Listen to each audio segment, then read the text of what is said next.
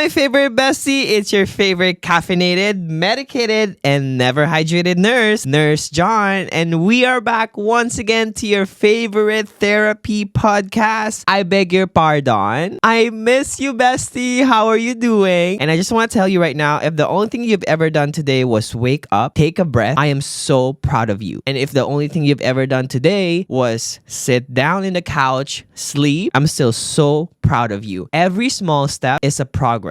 And I just wanted to let you know that you are validated in this space right here. And I just wanted to let you know that you are loved, you matter, you can take up space, and I love you. Okay?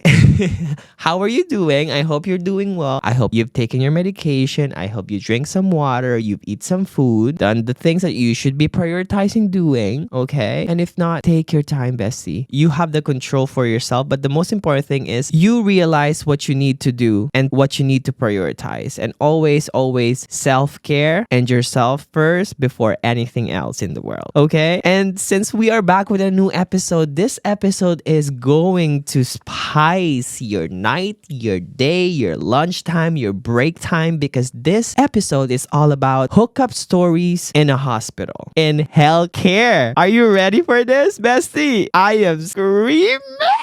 It's gonna be spicy, messy, dramatic, fairy tale. And so I'm just warning you right now, there's gonna be TMI, too much information. So I just want to give you that disclaimer, okay? So I'm not holding back in this. I'm reading real life situation that happened. And for people who's asking if Grey's Anatomy is actually real, well, baby, this podcast is going to make you realize that maybe it's not all acting. Maybe it's not just a scene from Grey's Anatomy. Maybe it actually do exist, because I can tell you right now, a lot of them exist, and even worse. Are you ready, bestie? Sit back, relax, take a deep breath.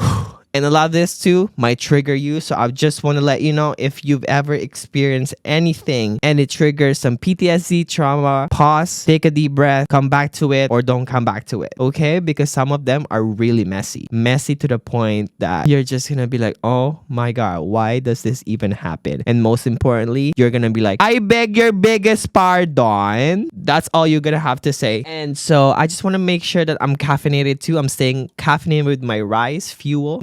Okay, bestie, are you ready? And before we even start these stories, I just want to ask you guys, if you're listening right now, do me the biggest favor. Make sure you follow our podcast, download each episode, leave us a 5-star, share the podcast, and turn on notification. This will really help us spread the truth, the reality, and the podcast to everyone else and keep us out there. Please do me that favor. I love you so much. And thank you for all your support. Okay, let's do this. Spicy tea from my ER. We have 2 travelers in my emergency department right now. They are a couple. Beautiful. Come to find out they are swingers. Even more crazier. Asking co-workers of mine to have a threesome. Excuse me? The female was bragging one night very loudly with a patient in earshot that she has a dildo inside her and the boyfriend has the remote. I beg your pardon? At work? How spicy can they be? I mean, sure, they're a swinger, but imagine the man puts that remote on his pocket, just like what happened to my TikTok. Do you guys remember my story on TikTok where I was filming myself? That was my first ever TikTok. I filmed myself, but I was supposed to just save it and show it to my friends. But then I forgot to close my phone, so it accidentally posted my first ever TikTok and it went viral. But imagine that remote for the dildo. He leave it in his pocket and it butt dial one of the vibrating I could just imagine the face she would be making if that man butt dialed the speed and some other vibrating. Oh, this is crazy. I mean, this is inappropriately funny. But not at work. Not when you're... there's so many crap going in my head right now, but I just cannot imagine this. Next, we had a patient whose husband would openly pleasure his wife up under the covers, and we would walk in it and he wouldn't stop. Okay. It was so uncomfortable. We would be like, oh, we will come back. They would be like, no, come on in and do what you have to do. No, sir. That's what she literally said. No, sir. We don't want to watch your wife's O face while we are trying to get her vital signs. First of all, I don't even think you're gonna be getting an accurate vital signs? Because if she's being pleasured right now, her blood pressure is gonna shoot up so high and her heart would be at 150s. She's gonna go Vita. she's gonna go VTAC at some point. Oh my god, no. And they're telling you to just do your stuff while they're doing their thing? Absolutely not, sir. I'm not staying in that room. You're finishing or you're stopping this before I even get to that room. And not on my shift. This is not happening on my shift. I don't want that. Next. Wow, you guys. Isn't this really spicy? And these are just the first stories. This is not even the spicy stuff. Okay, let's do this. Ooh, guys, you want a hospital spice? I got you, bestie. A girl I went to nursing school with got hired at the same hospital I work for. She went to PACU and I went to labor and delivery. So you know this is gonna be good. And I just want to give a big shout out to labor and delivery nurses. You guys don't just deal with pushing babies, emergency situation in pregnancies, the husband, the family. You guys go through drama. And you guys are always part of the drama because you have to either resolve it, figure it out, fix it before the baby comes out or when the baby comes out. It's crazy. I don't know what kind of training you guys had for keeping up with the Kardashian, or is it a qualification that they ask you when you apply to labor and delivery? Do you like drama? Do you like to be part of the drama? No? Okay, but do you like consuming drama? Yeah? Perfect. You're in.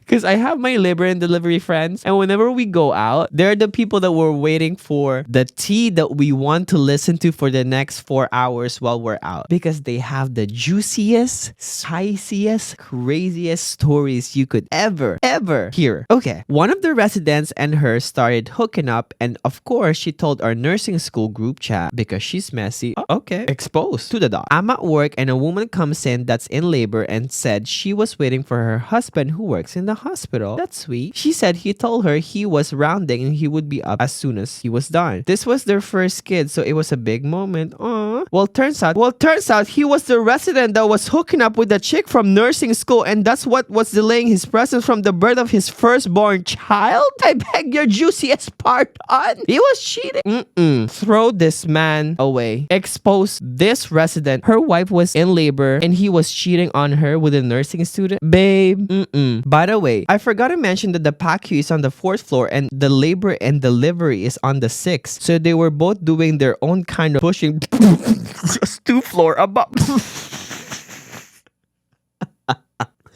That was so funny. And this is not right though. Cheating is not correct, you guys. I would never cheat. And just to let you guys know, if you're wondering, I am in a committed relationship. I have a fiance and we are engaged, but my life is very private because I want to keep my own personal life very private. But I would never, ever, or even cross in my mind to cheat the person I'm with because this is crazy. First of all, how is this man having a child? And oh my God. Whew. And this is what I'm saying, you guys. Some of y'all might get triggered because you've experienced this or you've seen this or you're going through this, and I'm really sorry if this happens to you. But wow, this happens often. And listen, a lot of the hookup stories in the hospital are from people, grown ass adults who have families, like a wife or engaged or a husband or a boyfriend or a girlfriend or kids, and they're hooking up. No, this is not correct, you guys. I don't know what happens, but this is crazy. Next, disclaimer, I didn't mean to eavesdrop, but they're talking so loud and I haven't had my tea yet for the day. Same. So it goes like this. I got floated in another unit and they're talking about who got banged by the doctor last night. And I was like thinking of who, what? Because in the Philippines, it's rare to talk about that out loud and they're considered unprofessional, unethical too. I mean, yeah, but you guys know how the gossip goes in the nursing community. It's fast. It's faster than a cheetah, baby. Well, back to the story. I heard that this doctor would ask out a nurse, different person every day, and boom. What's more intriguing was that they said that this man pays a lot. Not pays a lot. I mean, shit. To be honest with you, man. I mean, the doctor is single. Sure. This is still not correct. Not at work. Would you ever hook up with someone at work though? It never crosses my mind. Because what's in my head is just everyone just smells like C. diff.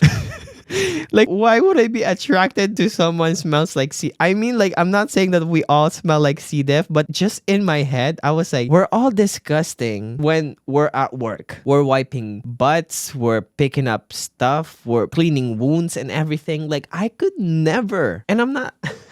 And again, I'm not saying we're all dirty because we follow protocols, we clean ourselves. But just for me, the hospital itself is dirty. So hooking up, no, not in a hospital. But like you said, if he pays a lot. They're probably enjoying it. But at the same time, no, this is crazy. Next, when I was a med student, okay, that we got a med student. There was a rumor that one of the male interns was sleeping with a female attending in the OB-GYN. She was in her 40s, but admittedly smoking hot and married. See, another married person. I don't know, you guys. Now you're gonna be rewatching Grey's Anatomy from the very beginning because you're gonna be like, wait, they're all true? That's not a lie? She eventually divorced her husband for this intern and they're now married. That is a whole U-turn, baby. Not a oh my lordy. And this happened. You guys, these are actual stories. I don't know. I'm just thinking, like, what is it so spicy about the hospital that people are like, let's go to the dirty utility room? I put big ass poop in that section. How y'all be hooking up in the table next to? No, not me. Hospital hookup story. I'm an international medical graduate, and my best friend back home in India once asked me to cover for her at work. While I was busy covering her shift in the ER, I went to the doctor's office to get my water bottle only to realize she was doing the deed with another male doctor. And I happened to accidentally open the door at the wrong time. Well, I obviously tried to hide the embarrassment and apologize and close the door and walk off. I was low-key sad to realize the deed happens at workplace too. Could never enter the same room again with the same look. How would you react if you open, let's say you have an admission, right? A patient, and you're carrying this whole ass bed to transfer the patient to the room, and then you open the room and someone's doing the deed in that empty room. I would not know how to react. How would you react, Bessie? Because I would be shooked. I would be like, put this patient back in the ER while we figure out what we're gonna do with this situation. And the thing is, it always happens in night shift. But the weirdest part is when it happens in day shift. Like, how do you guys have time in the day shift to do this? Aren't you all busy running for exams, like rendezvous and a lot of other stuff? And the whole thing, it's a chaos. How do you guys have time? Oh my God, I cannot do this. I would not come to that room again. Same girl. I would not enter the room the same again because I would just see them from like my peripherals and just be like, oh my God, I've seen the worst, the nastiest shit ever. Okay, so next, are you guys feeling a little spice up in here, or are you guys just like total nasty about this? Or are you guys, wait, this was me? So I actually have a story for you guys. This is not my story, but it's my friend's story. So my friend works in the cardiac unit. So basically, he was telling us that they had this patient on a cardiac monitor for monitoring his heart because his heart is beating low. So he's bradycardic. And there's also some other like stuff going on with this man. So they're trying to monitor him from the nursing station because you don't want to be staying in the patient's room the whole time and monitor them there. So they have the whole cardiac monitor installed to him so that they can monitor him from the station. And then at around like 2 a.m., they noticed that from bradycardic, so his heart was between 40 to 45. And then around 2 a.m., his heart went to 148. So at first, my friend was like, oh, okay, maybe it's just a monitor. Sometimes the machine itself kind of lags, or there's some glitch, or maybe the patient was just moving. So he was like, you know what? Maybe it's just a one-time thingy. So then he let it go. But then it continued rising from 148 to 178, and he's like, wait a damn minute, something is wrong with this. So he got alerted. So he went to the patient's room, and when he opened the light, the patient was masturbating. That is the reason why his heart was beating way too fast, because he was watching porn and masturbating. So he's probably in climax. This is true. Like, for real. This is not a joke. I don't know what's with people. And like I'm telling you right now, this is all possibility, and they're true because there's 8 billion people in the world, and not all 8 billion people are the world are going to be sane. Some of them are going to be insane. And usually you get the insane ones. This is crazy. So they had to remove the cardiac monitor and tell him to stop because it was really not appropriate. And at 2 a.m., sir, leave me alone. Next, I work at a psych hospital and one of our recreational therapists was sleeping with 6 co-workers at the same time. Not an exaggeration, 6 actual women on a staff of about 50 while having a pregnant wife at home. Eventually, a few women found out about each other and 2 came to blows in the hallway. We had to call a code to break them up. None of these women could get along or work with each other and all were fired. The man stayed on for a few more months before quitting. Oh my god. I'm pretty sure you can see when a man is flirtatious in the unit or your coworker is flirtatious because they would always act the same. Unless he was a great actor or he knows how to fake things, but you would know. And they were all fighting each other because of this man? Absolutely not. Oh my god, you guys, listen, some men are just not worth the punch or the scream or your whole ass job. You know what I mean? Oh lord, I would be just in the nursing station documenting, charting, and minding my own business. I would not. And again, this is another cheating story. Poor wife at home and the kids. Oh my god. How are these people not thinking? Use y'all freaking head. And again, I don't know. This is sad though. This is a lot of like cheating and this is not correct. Next, this isn't my hookup story, but there is this odd guy at work that helps out teaching students to become nurses and he would flirt 24/7 with everyone, including me. And once I was smoking outside on my own in the stairwell area and I would hear crazy moaning noises and I look up to see him having sex with one of the students. Excuse me. Best thing is, week later when I went to smoke outside at the same stairwell, spotted him having sex with a different student. Oh, I beg your biggest pardon. They both looked at me dead in the eyes and waved. That is the most awkward thing ever. And I'm probably going to need another 4 cigarettes to finish after seeing that. Not them waving. Anyways, quit that nursing home now somewhere else and I have a work crush. Need advice. Okay. Well, first of all, girl, good thing that you left that workplace because I don't know if I'm gonna be able to smoke again outside of that stairwell. Guys, don't hook up with anyone. Not a coworker. Not inside the hospital. Not in the damn empty patient's room. Okay, that's nasty. I cannot even sleep on it because I feel disgusted. Ugh, a stairwell? Why? Can't y'all go home and do it at home or something? And the students, why? Advice for your work crush? Girl, make sure that person is not married. They don't have kids. They're not divorced. And I'm not saying like you cannot be with someone who's divorced, but make sure everything is done legally and there's no other things that you have to be like need to be concerned about because this is not correct. Just be careful, okay? Make sure the man is single. And again, read the red flags. There's a lot of red flags you can read, okay? Not because the man looks good, they have 6-pack abs, their bicep is popping, doesn't mean they're worth it. Most likely they're not, okay? Next, I once hooked up with this fellow nurse. There you go, a nurse-to-nurse interaction. And since nobody knows about us, we try to keep it low-key.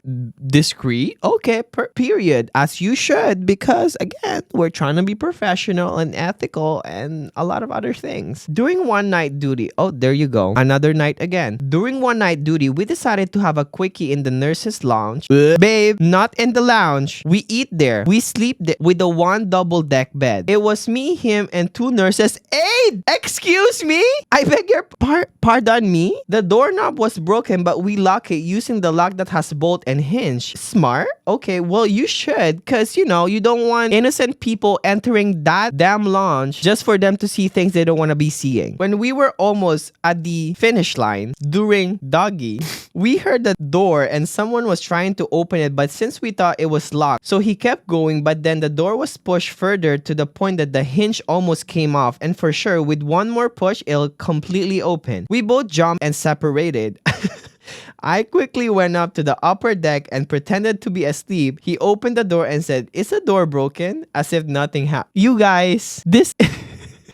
I mean, happy for you both that you guys find each other. I think all of this hookup story is because they're just so stressed and they need to relax or to find an outlet to just get off things. But guys, not at work, not with a married person, not with someone who's engaged, with a kid or anything like that. I mean, this story is a whole different one, and I hopefully, babe, that he's not in a relationship, because how do you all? I would not have the energy to do anything after an intercourse. Like, I would just need to lie down and sleep for a good 8 hours. I don't know if that's just me or I'm just old or anything, but I would not. Imagine like finishing your break and you have to come back to the floor and you have to have the whole ass energy to do your morning prep for all your patients. No. Girl, you guys were lucky, but don't do it again. And to think, if I was your co-worker and I have to sleep on that deck, on that bed, and you guys have done this deed, oh girl, you guys better have freaking replaced the linens, because oh Lord. Okay. You guys are getting crazy, all of you. Okay, this is going to be funny. Okay, I'm still waiting for the police, paramedic, firefighter situation, because that's what you guys are looking for. That's what you guys have been daydreaming. That's what you guys wanna know, if there is really. How about this one though? How about this, Apple? I used to be a patient transporter. There you go. Red flag. A transporter. And you know, transport sees and knows a lot of people, so was close friends with security. There was always this doctor that was known for essentially hooking up with nurses. Well, my friend rounding, checking the supply room, making sure nothing was out of place. Not the supply room. I already know where this is going. This is giving Grey's Anatomy. Originally, that supply room has a pin pad for the code and a badge scanner, and you can open it either way. He was one of those that had access to it by just scanning his badge, so he did. To his surprise, in the corner, there's someone pinned to the wall hooking up. It was the doctor and a nurse. The doctor got very defensive and kind of threatened my friend with taking his job if he ever said anything. That doctor never looked at my friend in the eye again, and my friend later on found a better job and left. Thank you so much, and he did not deserve that. Listen, if you guys are doing things that it's inappropriate and you guys are into this whole thing and someone like accidentally seen you guys doing it, you guys cannot threaten that person because that person is innocent. You guys cannot blame that. This doctor is not it. First red flag, threatening. Second red flag, blaming someone else. First of all, the reason why he's probably threatening that man is because he is probably married. What do you think, bestie? Tell me. Agree with me, because that's most probably is the reason. And he's scared to lose his license and his family. These people, man, I do not. Next, I live in Florida, and a few years ago, I was working as part of the crew that remained in the hospital during the storm. 3 days later, we were released, and it also happened to be my birthday. Well, happy belated birthday, girl. The other ER employee I had been occasionally hooking up with suggested we go back to his place for some birthday fun. Okay, a birthday blowout. We got there only to find out that his power had been out since the storm hit. So for about 2 days, it was definitely a hot and steamy affair. Period. Take it at home as you should, not at work. Lord, people are not conscious. People are not using their brain. Use your critical thinking, girls and boys. Y'all did a critical thinking test and prioritizing what should be prioritized, and you guys are not using that knowledge, that interventions and shit. Please do so for the sake of your patients who's trying to sleep after you give them melatonin and you guys are next. Okay, we have 3 more and then we're gonna talk. This is all not it. It's crazy to think, but it all happens. These are real stories. I work at this place where we had a new administrator start. Fast forward to a couple months later, word goes around he was hooking up with one of the younger CNA. There you go. The CNA is now out. Welcome the new girl on the villa. The CNA. How did that start? Housekeeper was making her round, unlock his office, and find that the CNA under the table and the administrator fixing his pants and belt. CNA walks out like nothing happens, but the rest is history. And get this, that same CNA became employee of the month. Period. Everybody know why. Also, the Don was super in love with him, but that's another story for another day. Administration no longer works there. She really said, I'ma get this employee of the month with some quickie. Girl, I mean, I just don't know how to react. The housekeeper must be traumatized. She must have needed some therapy after seeing that. I mean, ooh, okay. Two more, guys. Are you still good? Are we still breathing? Are we still holding our breath? Are we still okay? If not, take a rest. Pause it. Stop it. Don't continue. I know a lot of this might resonate with some of y'all who's listening, and I'm sorry if it did and it kind of bring in like past situation. But like again, these are just real stories I'm reading from people, and it's even a lot for me. I've never done any of these, but this is a lot. Okay, we need some fairy tale. I want to be like, hey, so like I have this coworker, we hate each other at the very beginning, and then we kind of start going out, and now we're married with 5 kids. That's what I want to hear. Why am I hearing all of this other crazy stuff? Okay, I am a HIV plus sexual health nurse specialist and was doing a workup visit with a patient joining the service. Whilst I was doing his EKG, as you guys call it, because there's 2 ways you can say it, ECG or EKG, but they're the same basically. He rested his hands around my hip, which I thought was weird, but I rolled with it.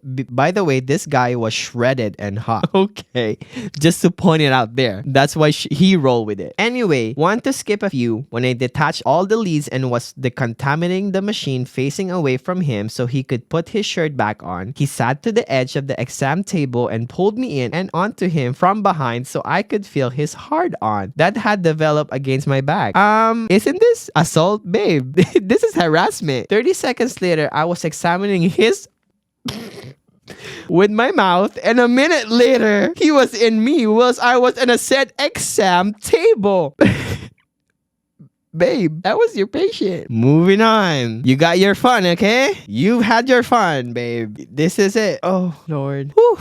Okay. Last but not the least. I work at the ICU as a nurse, and our manager of anesthesia, the doctor, once had a multiple affairs with the rotating female interns of anesthesia while he was in a relationship with his now wife. They were flirting at the unit constantly and hooking up in the bed storage room. I know, gross. Or in his sleeping room at the unit. So far, so good. As you know, tea like this goes all around the hospital. Like I told you guys, the gossip goes around faster than anything else, and especially at our unit. It was no secret, many people knew. Karma is here for everyone, so one day his wife was admitted to our unit, and that was when shit started to get real. You could see the fear in his eyes as he saw the nurses talking to her because he knew that we know what he's doing. He was so nervous all the time and sweating tears and blood. Although I think cheating is gross, it is absolutely freaking gross. I didn't want to put myself into that situation to tell her and ruin the relationship because I have to work with her husband a lot. Neither did my colleagues tell her because they felt the same way as I did, and we all did not want the living hell on earth at work. But he felt guilty and learned his lesson, I guess. And he had no more affair at work after this special incident. Now he has 2 children with his wife and he is going to retire soon. Okay, let's debunk this. Debunk. First of all, I don't think that he stopped his affair because once a cheater, always a cheater. And that needs a lot of therapy and some stuff. He probably stopped doing it at your unit because he knows that the nurses are gonna be there, and if it happens again, you guys are probably gonna expose it. But the thing is, like, that's the thing about patients' confidentiality and work confidentiality is that we are not supposed to tell any information or spread any information to patients or anything like that. So even though we know it, we cannot really tell the patient. Let's say, okay, so this situation, it's a doctor and his wife got admitted in the unit where that doctor was having a fling and having like intercourse with some of the nurses. But the thing is, those nurses could either break their professional conduct and boundaries and tell the wife, be like, hey, actually your husband has been hooking up with 6 of our employees or with me and some other employees, or they're gonna keep their mouth shut and probably let the higher ups know. But again, it's hard because you're working on that floor, the doctor is working on that floor, and again, like what she's saying, it's gonna be hell if they find out. But again, it's as much as we're part of the drama, I think it's hard for us to know what to do or how to do it because again, we cannot expose something because we're in a professional environment and we cannot just spread rumors. I mean, like, it's not a rumor if everybody knows, but at the same time, we cannot just tell them those information. I don't know how you're gonna do it, but I don't know what to do either. What are you gonna do, bestie? Are you gonna tell the wife that her freaking husband is actually fucking other people and and the nurses in the floor where she's admitted. I don't know what to do with that information if I'm the one in that position, because I have a professional job and this isn't my place to do that. But then the person in me, the good in me, my conscience, my beliefs is telling me, tell the wife. You know what I mean? It's your right to know this information, because you would not know that the person you're with is actually horrible and bad, and you should not keep going with this man, because how the hell does he come home every day and you are thinking that, oh my god, he's such a hardworking man? No, other than that, he's also working hard in some other things, and that's crazy to me. Oh my god. How do you guys feel about this? These are heavy stories, you guys. I know some of you guys are probably really overwhelmed. Some of you are screaming. Some of you are laughing. We all have an emotional roller coaster right now. I don't know how to feel about this. It's a lot of cheating. I just don't like cheating because I've seen a couple of my good friends get cheated on and it's not fun. And I was always the kind of friend who they run into and they tell me what's going on, and it hurts, you know? And also the fact that it happens in the hospital. I mean, like Grey's Anatomy makes it very obvious and people are still in between if it's real or not, but it's actually real. It happens. I mean, if you found someone in the hospital or a coworker or I don't know whatever it is that you find a connection with, perfect, sure, no problem. But the problem is if that person is married, if that person is engaged, has kids, has a girlfriend or a boyfriend, that's the problem. And as much as like in the heat moment where you just feel this rush of like, I just need to release all this like sexy hormones and whatnot, and this feeling of like in need, because I think like we nurses needs a lot of love and attention, and just in general we just need to like de-stress because of how stressful this job is. But I don't think it's right, first of all, your hospital environment to do that and with the people that you work with, because that is messy. Let's say it did not work out and you guys have to keep seeing each other every single damn time in the floor, passing by to each other like nothing happened, like you guys weren't pinning each other in the dirty utility room. Tell me, that's crazy to me. And I have had some coworkers who did that, and I would never know until they told me. And I was like, girl, how the hell do you guys work together and act like there's no history or experience behind your relationship? You know what I mean? Like, oh my god. But yeah, I just want to say, if you guys found your love within the work environment that you're working in, as long as it's legal, as long as it's ethical, as long as it's right, and you're not hurting another person, I mean, it's your job to know, first of all, that if you're hooking up with someone, know them first. And as a healthcare professional, first of all, if you don't want to be hooking up with like multiple people and not knowing, so the first thing I think, like if I ever hook up, and this is just for me, if I ever hook up with someone, like let's say back in when I was younger, I would always ask them like, when did you have your last STI test, first of all, because you want to be careful at the same time, you know, you don't want to be spreading anything or getting anything. And I just want to say, we need to normalize, like STI is normal, all of that stuff, but these things are avoidable. You don't have to get it, you don't have to spread it to someone. It is your job, it's like a deed you have to do to let someone know that, let's say you have chlamydia, gonorrhea, or herpes, to let that person know that you're hooking up with, that you have this, so they're aware, because you cannot just not disclose it, because that's not fair, that's not right to do that to someone. And again, I'm not saying that STI is wrong, because it is normal, people gets it, people have it, and that's totally fine. Just like any other disease, you can get it, but it's your job, like it's your conscience to tell someone that, let's say you have this, and it's also your part to ask. And don't be shy asking that, hey, when was the last time you got your STI test, or do you have any STI? I know it's weird to ask that, but I think it's right to do that, because one of my friends works in a community clinic, and it's most often people coming in because they're scared that they have an STI because someone disclosed it after they had an intercourse. Like, that's not right. Like, you should tell them or speak to them beforehand. You know what I mean? Again, I'm just being a nurse here, but that's what's right. And again, for example, that situation with the doctor and six of the 50 employees ladies he was hooking up with. Girl, no. And y'all are eating in the same lunchroom together? Mm-mm. Whoa, you guys, that is so spicy for this episode. I think this episode deserves a part 2. What do y'all think? Yeah, I think so. But oh my god, you guys, there's so many submission though. The tea, when I asked for a tea, the healthcare workers are ready. And some of y'all really submitted a 1,000-word essay.